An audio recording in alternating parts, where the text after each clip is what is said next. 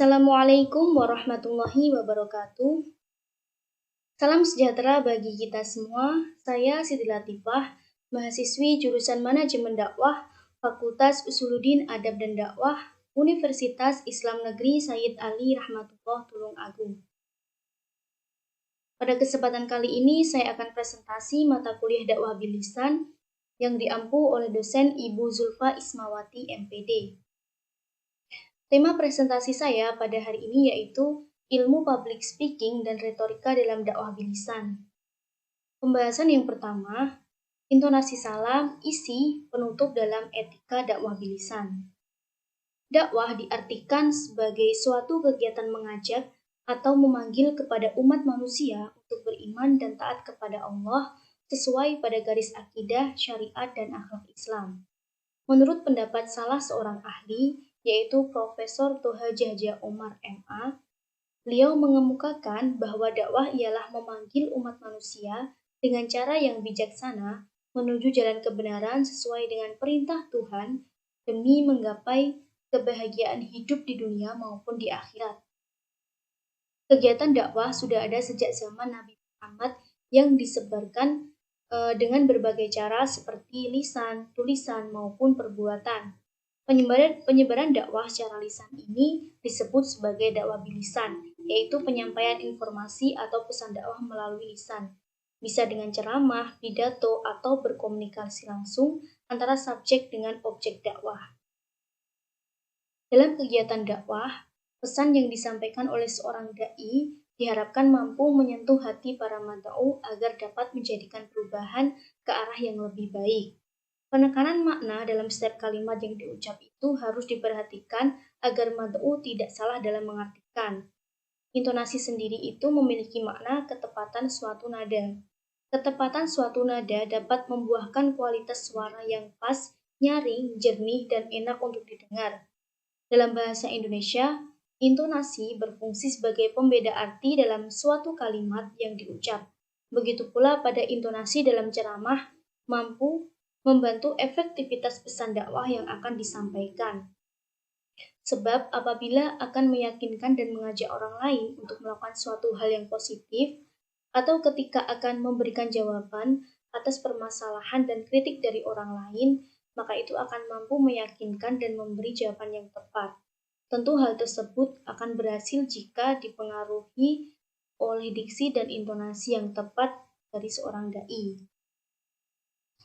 Intonasi dalam dakwah bilisan ini perlu diperhatikan agar memiliki upaya persuasif atau mengajak, yaitu dapat mendorong jiwa seseorang sehingga mampu menghidupkan kepekaan untuk menerima dan melakukan perbuatan yang sesuai terhadap pesan dakwah. Pada umumnya, para mad'u lebih tertarik terhadap seseorang dai yang menyampaikan pesan dakwah dengan intonasi yang tepat. Suara yang sumbang dan tidak serasi dengan pesan dakwah yang disampaikan cenderung akan membuat mad'u merasa bosan. Sebab itu, masalah intonasi suara harus benar-benar diperhatikan oleh seorang dai. Intonasi ceramah di dalam buku milik Widya Mataya ialah meliputi tinggi rendah dan keras lembutnya suara yang diucap, cepat lambatnya ceramah, dan alunan ceramah. Dalam membuka ceramah, terdapat beberapa teknik yaitu langsung menyebut topik, memaparkan latar belakang masalah, menghubungkan pada peristiwa yang sedang diperingati atau menjadi perbincangan, mengaitkan dengan tempat ceramah, menceritakan pengalaman pribadi, dan memberikan humor. Sedangkan penutup dalam ceramah paling tidak mengandung beberapa bagian, yaitu mengungkapkan kembali ikhtisar ceramah, mengemukakan kembali gagasan secara singkat dan dengan bahasa yang berbeda, memberikan dorongan untuk bertindak, mengakhiri klimaks, dan menyatakan kutipan saja atau peribahasa. Pembahasan yang selanjutnya yaitu persiapan dalam dakwah bilisan. Sebelum melakukan kegiatan dakwah bilisan atau ceramah harus didahului dengan persiapan-persiapan yang baik. Tanpa adanya persiapan yang baik, kegiatan ceramah akan dirasa kurang maksimal. Terdapat dua persiapan pokok sebelum pelaksanaan dakwah bilisan, yaitu persiapan mental untuk berdiri dan berbicara di hadapan khalayak umum dan persiapan mengenai isi dari dakwah bilisan. Dengan adanya persiapan, maka kegiatan ceramah akan berjalan dengan lancar. Namun, jika persiapan dirasa kurang dan belum siap secara mental, maka akan menimbulkan kecemasan dan kurang percaya diri, sehingga akan berpengaruh pada kelancaran kegiatan dakwah, walaupun isi ceramah sudah dipersiapkan dengan baik. Begitu pula sebaliknya, jika persiapan mental sudah matang, namun isi ceramah dirasa kurang disiapkan dengan baik, kelancaran kegiatan dakwah pun juga akan terganggu. Untuk itu, perlu mempersiapkan dua-duanya. Dalam persiapan dakwah bilisan, maka seorang dai juga perlu memperhatikan beberapa hal, yaitu yang pertama memilih topik. Dalam memilih topik, maka perlu juga memperhatikan tujuan ceramah, kebutuhan sasaran dakwah, dan karakteristik, situasi, dan waktu mengenai lama ceramah atau waktu yang sudah disediakan, serta tempat dan media ceramah. Setelah menentukan topik, maka langkah selanjutnya ialah menyusun outline atau kerangka permasalahan yang akan direncanakan. Pada outline berisi mukadimah, isi ceramah, dan penutup. Setelah menyiapkan materi, maka langkah selanjutnya yaitu menentukan teknik ceramah yang akan digunakan ketika melakukan ceramah. Pembahasan yang selanjutnya yaitu memahami latar belakang mad'u dalam etika dakwah bilisan. Mad'u diartikan sebagai objek sasaran kegiatan dakwah bagi seorang mubalik atau dai yang bersifat individual, kelompok, atau masyarakat secara umum.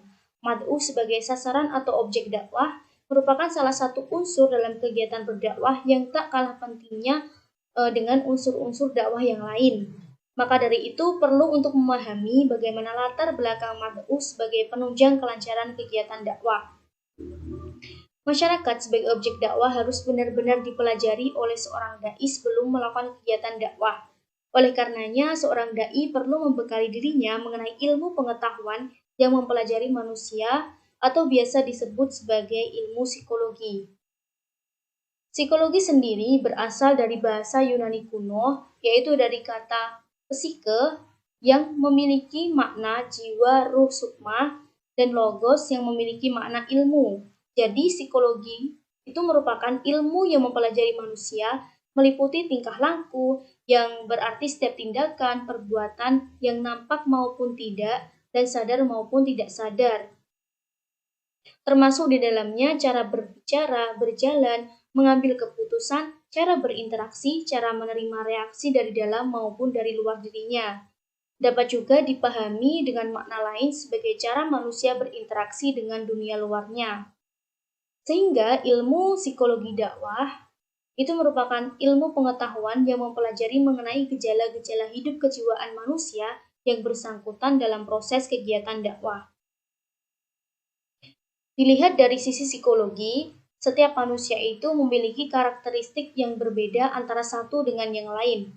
Hal tersebut dipengaruhi oleh aspek hereditas atau pewarisan dan lingkungannya. Maka dari itu, untuk mencapai tujuan dakwah secara maksimal, seorang dai perlu untuk memperhatikan dan memahami kondisi sasaran dakwah atau mad'u. Melihat bagaimana mad'u atau sasaran dakwah baik dari sisi psikologis, pendidikan, lingkungan, sosial, ekonomi merupakan suatu hal yang penting dalam dakwah karena dapat menunjang kelancaran pelaksanaan dakwah, terlebih dalam hal penentuan materi yang akan disampaikan maupun metode yang akan diaplikasikan serta media apa yang tepat untuk digunakan. Pembahasan yang selanjutnya yaitu teks dalam dakwah bilisan. Dakwah bilisan diartikan sebagai kegiatan dakwah yang dilakukan seorang dai atau penceramah melalui lisannya. Salah satu contoh dari kegiatan dakwah bilisan yaitu ceramah. Dalam ceramah terdapat beberapa unsur yaitu dai atau pelaku dakwah, mad'u sasaran dakwah, materi atau pesan dakwah, media dakwah, dan metode dakwah.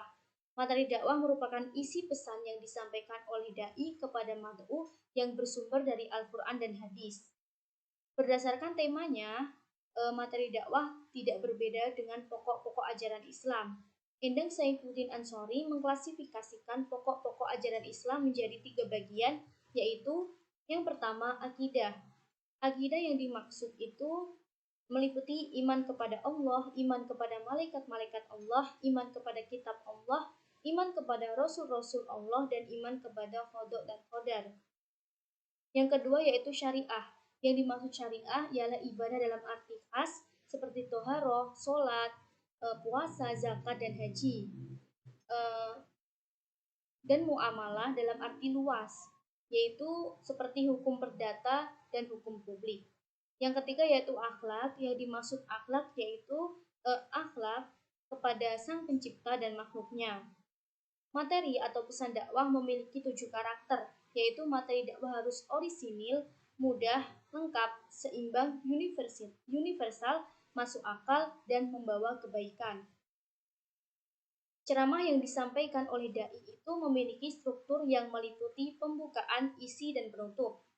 Pada bagian pembukaan ceramah, berisi salam, sapaan, menanyakan kabar, ucapan rasa syukur, ucapan terima kasih atas kesempatan yang telah diberikan, dan harapan. Lalu pada bagian isi ceramah terdiri dari 2 bagian, yaitu pertama pengantar materi. Pada pengantar materi ini, seorang dai menyampaikan judul ceramah, tema ceramah, dan pentingnya materi tersebut. Tak hanya itu, pada bagian ini, dai juga dapat menyampaikan metode ceramah, kapan mad'u dapat mengajukan pertanyaan, dan langkah untuk mengajukan pertanyaan. Kedua, yaitu materi inti. Pada bagian materi inti ini, seorang dai menyampaikan isi materi ceramah secara lengkap dan jelas. Selanjutnya yaitu bagian penutup ceramah. Pada bagian penutup ceramah itu berisi kesimpulan, ucapan terima kasih, dan permohonan maaf kepada mad'u serta salam penutup. Pada bagian kesimpulan itu berisi ringkasan atau garis besar isi ceramah yang disampaikan. Kesimpulan tersebut disampaikan agar mad'u lebih memahami isi dari pesan dakwah. Dalam menyusun teks ceramah, tentu harus memperhatikan struktur yang sudah dijelaskan di atas sehingga teks ceramah dapat tersusun dengan runtut. Sekian dari apa yang dapat saya sampaikan. Mohon maaf bila ada salah katanya, semoga bermanfaat. Sekian, wassalamualaikum warahmatullahi wabarakatuh.